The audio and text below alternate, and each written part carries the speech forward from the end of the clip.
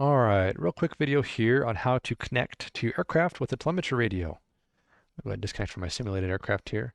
So once your telemetry radio is set up and wired and configured correctly in the parameters, how do you actually physically connect to your copter?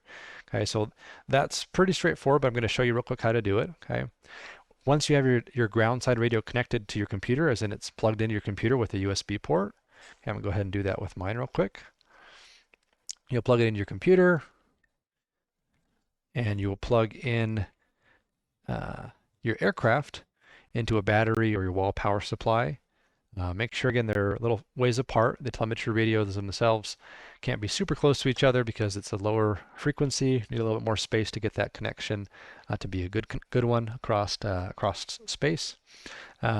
So plug in your telemetry radio to your computer, move it, I don't know, 10 feet away from your quadcopter or so.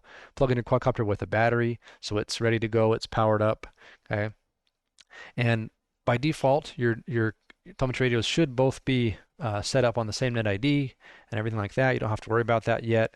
That comes in a later assignment actually. But basically, once you power both up, you should see a blinking green light on each radio, and then the green light should go solid on each radio. Okay, so once the green LEDs on your quadcopter side radio and your ground side radio are both solid green, that means the radios can see each other, so that's good. Okay, that's kind of the first step. If one of them is blinking red or solid red or something, then you need to ask me for some help and I can help you out with that. But by default, they should both be blinking green when you first turn them on and then get a solid green, which means they can see each other after that.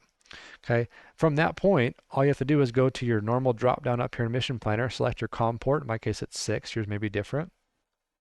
Pick your baud rate. 57600 is what we want to use for a telemetry radio. Okay, so make sure you have that baud rate correct on whatever COM port you're going to use. Then just hit connect. Okay, that's all you really have to do to connect to your copter with the telemetry radio. And it take a minute to load here. It's a little slower than the USB connection is, but that's okay. It doesn't take too long. And you'll see some flashing lights on your radios at this point. The data is going back and forth, so you see some orange or reddish flashing lights on both your quadcopter radio and your computer radio. Okay, and now we're connected.